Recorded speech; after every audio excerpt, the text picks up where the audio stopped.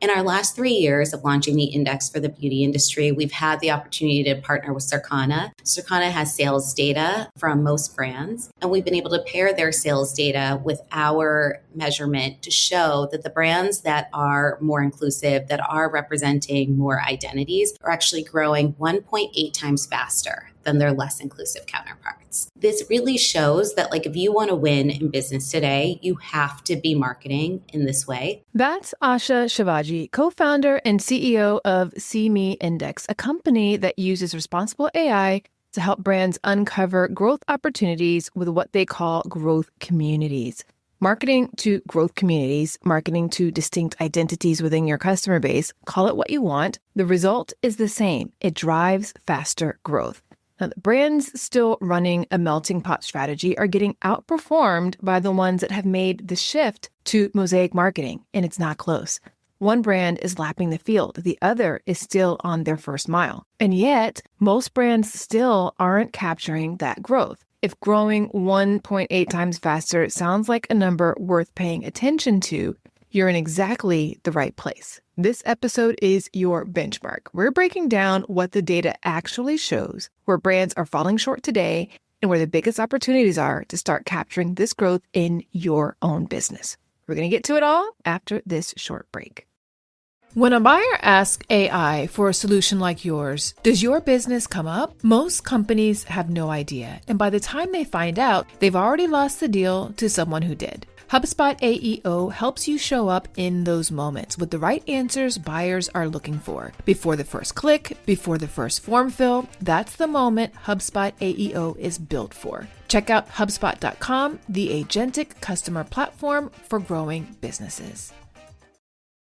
Before the break, I told you I'd share more data that shows why marketing to growth communities, marketing to the distinct identities within your customer base, leads to faster growth. Here's an additional proof point from Asha's work with the UN and Oxford. And we couple that with a macro analysis that I actually co-authored with the UN on the case for inclusive marketing. And within that, we looked at 5 years of data, 392 brands across 58 countries, and saw that more inclusive advertising drives short-term sales by 3%, long-term sales by 16%, and loyalty by 15%. So that means that if you're not advertising inclusively, you not only lose the sale today, but long-term as that loyalty shifts over to other brands. And in the models that our partners at Oxford did for that macro analysis, those brands become obsolete. So it's not just a little threat to your business, it's a major threat to your business, and you risk not existing anymore without making this pivot. So the case is made, the data isn't debatable anymore. Inclusive brands grow faster, they retain customers longer, and the ones that don't make this pivot trend toward obsolescence. That's not a marketing opinion, that's Oxford's economic modeling. But here's where most brands get stuck. Knowing that growth communities are where your growth will come from and actually capturing that growth inside your brand are two very different things. Now, as I mentioned, Asha and her co-founder, Jason Klein, started their company to answer the question, who are brands really showing up for and who gets left out? Jason and I are the co-founders of SeeMe Index. We started the company about 2.5 years ago with the ambition of really using AI to build the industry standard for identity measurement. And what that means is we're using AI to measure all brand touch points, ads, product, and purpose efforts across 700 plus identity dimensions, really helping brands understand who they show up for today and who they might be missing as well. We've been on this journey working with a number of brands and just launched our most recent index for the beauty industry, our third annual that we're really excited about and have a lot of rich learnings looking at that industry 3 years in a row. Well, we're going to get into the results of that beauty index shortly, but first I want to dig into this part about metrics and identity measurement because it gets at something I see brands running into constantly. We're former Googlers. We worked at Google for a long time, and we worked with a lot of these big brands that were trying something, trying to reach new consumers, but didn't really have a good way to measure who and how they were showing up for consumers based on antiquated focus groups or antiquated ways of measuring something after the fact. And what we try to do is measure brands in the moment across any of those 700 plus identity dimensions that Asha mentioned in order to find where there are gaps and where there are growth opportunities. Traditional marketing metrics still measure based on what is my penetration with the Hispanic consumer? What is my penetration with 50 plus? And that's not going to change. That's how marketing is done right now. But what is changed is how we can measure who is within those groups and how they show up and where there are gaps within individual groups. I want to make this concrete with something I've lived firsthand. A client came to me because their metrics for African-American customers were consistently lower than every other identity group they were tracking. They knew something was wrong, but their data couldn't tell them what or why or where to even start fixing it. No visibility into the specific friction points, no roadmap for what to do next. That's the position a lot of brands find themselves in. The numbers tell you there's a problem. They don't tell you what the problem actually is. That's exactly the gap that SeeMe Index's 700 plus identity dimensions are built to close. Both Asha and Jason spent years watching major brands try to reach new consumers using blunt, lagging metrics. SeeMe Index is their answer to that problem, a way to see in real time which identities you're consistently showing up for and where the areas of opportunity and risk actually are. Their annual Beauty Index is how they demonstrate that analysis at scale. And here's how brands get assessed within it. Every brand on our index gets an inclusivity quotient score, an IQ score. The 4 tiers are, the bottom tier is you think inclusive. The third tier is feels inclusive. The second tier is acts inclusive. And then if you're the most inclusive, we certify you as inclusive. And then you have a badge that you can use across social and your products and your websites accordingly. One thing we say is that every brand is on their own journey. And the reason we named these segments or these tiers this way is that, when you're starting to practice something, first you think about doing it, then you feel it out, then you act on it. And once you've consistently acted on it, that's when you can really call yourself inclusive, or you can call yourself someone who is consistently thinking about this. Within these tiers, we are looking at consistency across all of these different identity dimensions and saying methodology gives points for when you're doing something consistently. It allows us to normalize across different categories, across different identity dimensions, across different focus areas, and really say, this is where you stand today, and how can we move you up? Or what is it that you have today that you can build upon that is the opportunity for you to grow your business, your brand through an underrepresented audience? When we talk about where brands rank on this index, the team wasn't asking whether you made one beautiful campaign or hired one high-profile spokesperson. They were asking 3 things. Are you consistently showing up for real people across your ads, your products, and your purpose work? Does your brand actually feel inclusive from the outside? And are you acting on that intent over time, not just when it's fashionable or convenient? That's the scorecard we're using for the rest of this episode. And while we're walking through the Beauty Index specifically, the gaps we're about to cover show up across industries. So let's dig into what the data showed about which identities are very often invisible and what brands produce. Now, let's start with a number that should raise some eyebrows. Everyone's trying to market to the youngest, coolest generation, whatever that might be, but they're forgetting who actually has that money in their wallets. We saw it for beauty this year. We see it for other industries as well. We did an analysis of the OTC, so over-the-counter medicines, products category as well, and saw that boomers only made up 4% of all of the talent in advertising there, yet they spend 20% of the money in that category. It's this total tension point where if brands better represented these groups, they could be earning a lot more. The people responsible for 1/5 of revenue are largely invisible in marketing. And if we're thinking about this from the perspective of the consumer, they're always asking consciously or subconsciously whether or not a brand is for people like them. And 96% of the time, the answer brands are sending is no. That creates friction for the consumer, and we know that negatively impacts conversions. So if 1 out of every 5 of your ideal customers keeps receiving the "this isn't for you" signal and doesn't see themselves represented, they're going to stop buying and give their dollars in loyalty to the brand that does acknowledge their existence. Well, I think going back to what Jason was just saying about there being sort of this antiquated way that brands think about data and identity and market, I think so often when we're talking to brands, they still think about identity as gender and race only. And we know as individuals ourselves that we identify with so much more than just our gender. So when we're looking at those 700 identity dimensions, we're really trying to expand the aperture of what people think about. Something that I like to share with anybody I talk to, because is that like when you look at data across every single brand or industry, if you're a 55 plus woman of color with a large body size, you're virtually non-existent. I personally know so many incredible women like that deserve to be seen and celebrated and have a lot of money brands and would love to spend money with you. It's just this thing that we want them to think much broader about who they're actually representing. And one person, one celebrity that you've chosen to work with to represent all Hispanic consumers is not representing that entire group. You really have to break down that monolith and represent them at such a more personalized level. That's what they expect today. And this isn't the only segment that's largely invisible. Add up every community that doesn't see itself reflected across your ads, your product, your purpose work, and you're looking at a significant percentage of your total addressable market that has concluded your brand wasn't made for them. That's a real growth problem.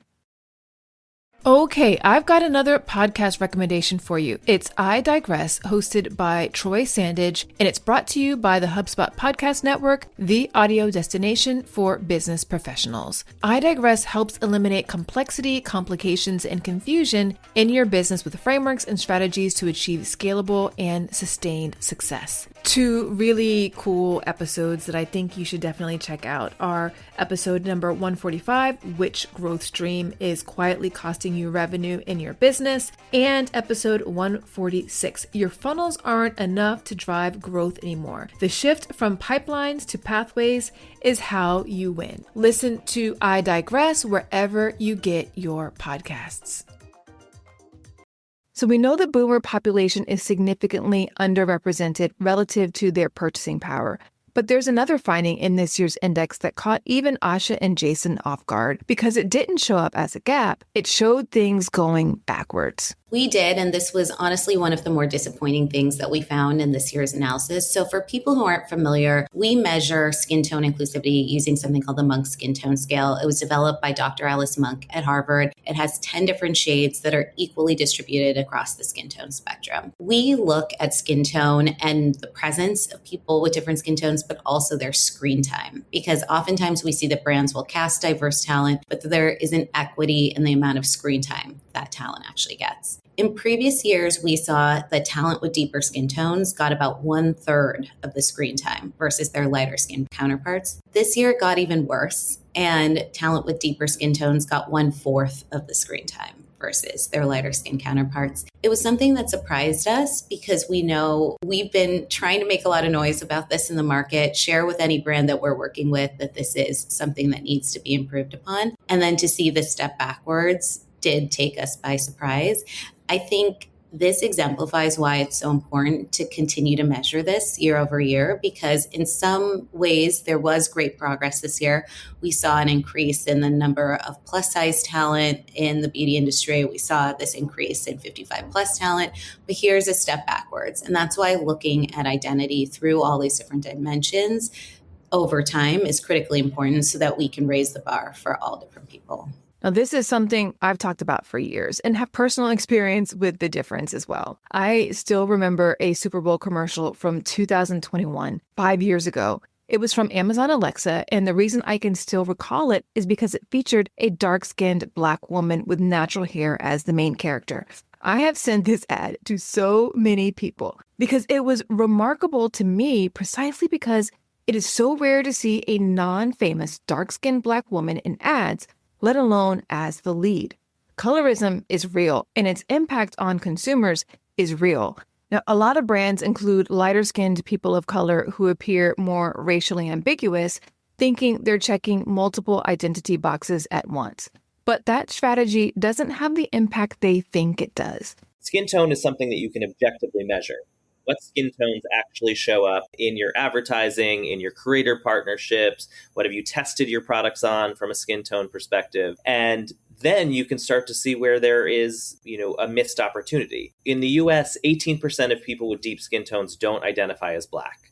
However, if we were just to look at deep skin tones and make the assumption that everyone is Black, then, we're missing out on this 18% of the US with deep skin tones that don't identify that way because they identify as Afro-Latina or South Asian or something else. Once you start to put it in objective measurement terms, all of a sudden brands start to rethink their approaches and realize that, okay, what I was afraid of before, I actually have some data on now that can help me find opportunities within any of these larger buckets that I know I need to grow my business with. No, skin tone isn't a Black consumer issue. It cuts across every community of color, Latino, South Asian, and beyond. And brands that default to racially ambiguous casting, thinking they're efficiently covering multiple bases, are not only missing the mark on representation, they're inadvertently feeding into the very colorism that makes consumers with deeper skin tones feel invisible in the first place. Brands have real power to shift that narrative.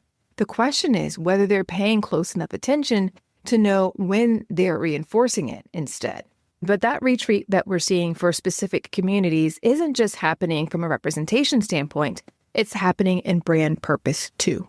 I'd say the thing that surprised us this year in sort of a negative way was brands' pullback in supporting different purpose efforts. We saw a drop in the number of brands supporting the LGBTQ plus community from 16% down to 9%. We also saw a shift that in previous years, brands were supporting women the most, followed by youth, and then racial equity. This year, we saw a shift to youth being the most prominent, then women, then racial equity, but there were significant drops in the number of brands supporting women and racial equity as well. Part of it is indicative of the current environment, but consumers will remember how brands showed up through these multiple years, as we're talking about measuring this year over year. So I think it's important for brands to think about the long term and not just the current environment today. Now, your customers aren't keeping a spreadsheet of your purpose efforts, but they are keeping a mental scorecard.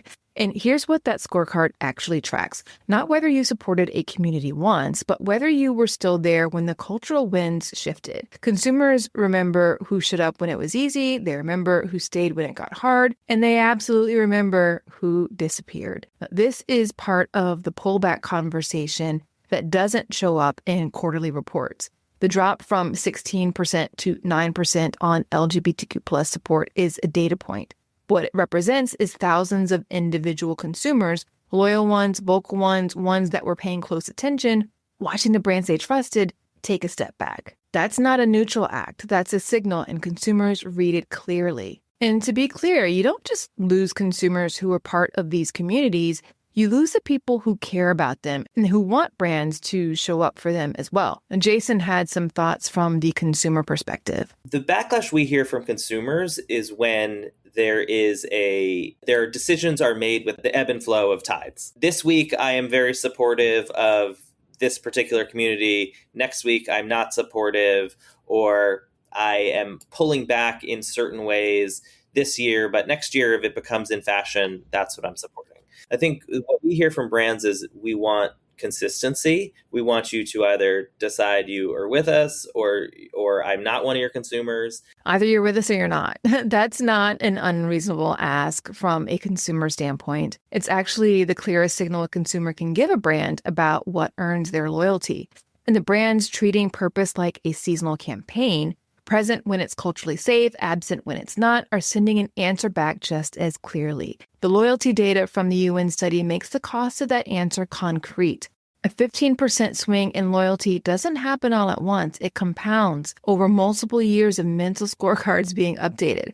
By the time it shows up in your numbers, the trust is actually gone. So we've established earlier that older consumers are significantly underrepresented in advertising relative to both their size and their purchasing power. But the Beauty Index added a more specific finding, and it's a perfect example of what partial progress actually looks like in practice. I think what was interesting for boomers in beauty this year is we saw it was the year of boomer spokespeople. You had Martha Stewart, Isabel Rossellini, Pamela Anderson, all these really prominent boomer women being celebrated by these brands. But no, they're all white women. There was no other ethnicities, nobody with different body sizes, abilities being celebrated from the boomer group as well. I think while it was nice to start highlighting some boomer talent in that spokesperson way, there's still a lot more room for the beauty industry to expand upon that. Now, I'm a big fan of praising progress around here, and progress deserves to be acknowledged. The beauty industry decided boomer women were worth celebrating, and that matters. But we can't stop at just partial progress, and it can actually make the gap that you need to close harder to see. If you're tracking market share for boomers and you're invested in high-profile boomer spokespeople, you might not understand why the numbers still aren't moving the way you expected. The answer is right there in the data, but that you may or may not be looking at. You're still excluding the majority of boomer women who aren't white. The spokesperson strategy solved one dimension of the representation gap and left the rest untouched. That's why granular identity data matters. Without it, you can do something real, see underwhelming results, and draw entirely the wrong conclusion about why. Here's another example of that. We also separated out Gen X and boomers because oftentimes they get lumped into this 50 plus sort of universe, sometimes 45 plus universe. There are different needs at different ages, at different generational elements. There are people that have gray hair that are 45. There are people that are 80 that don't have gray hair. Really thinking about this generationally is really important. And we are always looking for these examples where someone is breaking the norm, because when you break the norm, you are more likely to catch someone's attention. And you can break the norm with how you show up in terms of who's in your ads, what creators you work with, how you talk about your product, what type of brand purpose efforts you are talking about. There are very, very few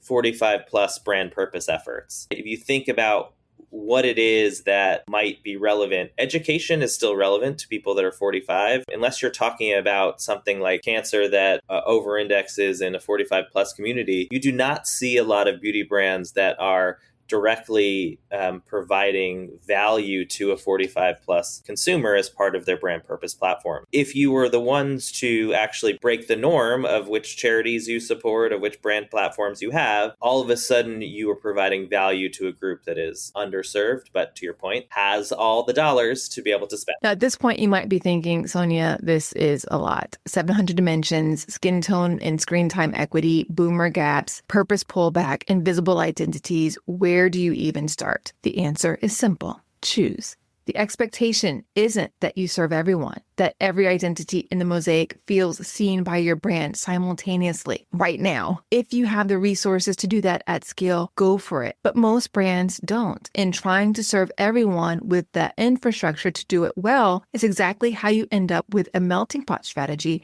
that resonates with no one deeply. Start by choosing which communities you will commit to. Yeah, I would say first, we have talked about beauty a lot, but this is applicable in any industry because people want to see themselves and understand that a product is going to work for them. I would say the very first thing that Jason touched on earlier is choose who you want to show up for. And then once you choose who to show up for, make sure that you're showing up for them across all brand touch points and consistently over time. Dipping in and out, posting once a year for them, like they're not going to remember that. They're not doing the math that you posted on that one day, that 1 month of the year. You need to really be present for them and then continue to measure what's going on. I think brands often will think like, oh, I measured this one time, we took this action, we're good, check the box. We know that consumer expectations and market dynamics are evolving by the day, by the minute. You need to keep a close eye and pulse on this in order to stay competitive today. Choosing who you want to show up for isn't about excluding everyone else. It's about being explicit about the communities you're willing to commit to so you can design your marketing, your product, and your purpose in a way that consistently answers yes when they ask, consciously or not, is this for someone like me? That commitment is what separates a mosaic strategy from a melting pot one. Not the number of identities you represent, but the depth and consistency with which you show up for the ones you've chosen. And as your capacity grows, so does your mosaic. You can add communities intentionally with the same commitment. The goal is never to serve everyone adequately. It's to serve the communities you've chosen exceptionally well and build from there. So once you've chosen who you want to show up for, the next question is, does the experience appearance actually match the promise your marketing is making? Because when it doesn't, friction shows up, and friction costs you growth. I think what we see is the brands that continue to get that certified inclusive distinction are so consistent. They're consistent across their ads, they're consistent across their product and their purpose efforts. And it's something we want brands to really understand, that the reason that they're falling short often is because one of those three elements are not showing up for that consumer. And, we've all had those experiences. You see an ad that has maybe someone Black, someone white, someone Asian. It's conveying the shade inclusivity. You go to the counter yourself and you get turned away. That consumer is never coming back. And brands need to think of those different touch points that the consumer is really experiencing when it comes to their brand. I think so often they have the right intentions, but because people sit in different teams, different floors, different buildings, different countries, it's like hard for them to understand what that consumer is really experiencing in totality. And we hope our data really helps them see what those gaps are and show up better. That's the disconnect brands have to fix. You can't market "this is for people like you" and then deliver rejection. And this is where a lot of brands break trust without realizing it. That contradiction creates friction at the exact moment the customer is deciding whether to trust you. And once that trust breaks, it's incredibly hard to earn back. The brands that do this well don't just think about representation in marketing. They design the entire customer experience around the people they've chosen to serve. That means auditing the experience beyond the campaign itself. What happens when someone lands on your website or landing page, walks in your store, searches for someone like them in your testimonials, goes to your social media, does a problem or product-related search online? Where are you reinforcing "this is for people like you," and where are you saying, well, maybe not? Because growth communities don't just need to see themselves in the ad. They need to experience your brand in a way that consistently tells them, yes, this was made with someone like you in mind. So at this point, some leaders might be thinking, what if we get it wrong? And honestly, fear is one of the biggest reasons brands stay stuck. Not because leaders don't see the market changing, but because doing what you've always done feels safer than evolving in public. Jason had a really thoughtful perspective on that. I happen to be a white gay male, but I think a lot of things are fear-based in the universe. As someone who isn't part of every single one of the communities that we measure, you have to be ready to get things wrong or to learn from those that understand better than you do. If we let fear drive any of our decision making, we're going to stay stagnant in any decision we make in life. But in a brand context, it is a lot easier to stay doing the exact same thing that you've been doing for the last 30 years. But to Asha's earlier point, it's going to be a lot less likely that you're going to be able to grow your business that way. Our goal as a business is, how do we take away that fear with data that makes it a lot more transparent, makes it a lot more understandable, measurable, and then use that data to drive your decision making versus allowing fear to drive your decision making. That's the real opportunity data creates, not perfection, clarity. Because when brands can actually see where the gaps are, where consumers feel friction, where identities are being overlooked, where trust is breaking down, it becomes much easier to move forward intentionally instead of staying frozen in fear. And as I mentioned, consumers aren't expecting perfection. What they're looking for is consistency, effort, growth, signals that your brand is genuinely trying to understand and serve them better over time. The brands that stay stagnant, waiting to get this perfectly right, are the ones most likely to get left behind. So here's what I want you to walk away with. The data is settled. Inclusive brands grow faster, 1.8 times faster to be exact. For inclusive brands, long-term sales are up 16%, loyalty's up 15%, and the brands that don't make this pivot trend toward obsolescence. That's not a marketing opinion. The data proves this out. Now, the scorecard shows most brands still have significant ground to cover. Invisible consumers have real spending power. However, representation is going backwards on skin tone. Purpose commitments are disappearing, and older consumers are massively underrepresented despite holding the money. The gap between knowing this strategy works and actually capturing that growth inside your brand is exactly where most brands are getting stuck right now. So if you've heard echoes of your own brand in this episode, that's what the Friction Finder Growth Audit is designed to surface, where friction may be pushing people away and you don't even realize it, where your experience is sending the "this isn't for someone like me" signal you never intended, and where making people feel like they belong is a really powerful growth lever for you. If you want to learn more, you can go to frictionlessgrowthlab.com/frictionfinder. I'll also drop a link to that in the show notes for you so you can access it easily. And to dig deeper into the data we covered today, the full 2026 Beauty Inclusivity Index is at SeeMeIndex.com/beauty. I'll also drop a link to that in the show notes for you, and that's where you can find more details about the work that Asha and Jason are doing. Until next time, remember, growth accelerates when you remove friction for your customers and for your business. Thanks so much for listening. Talk to you soon.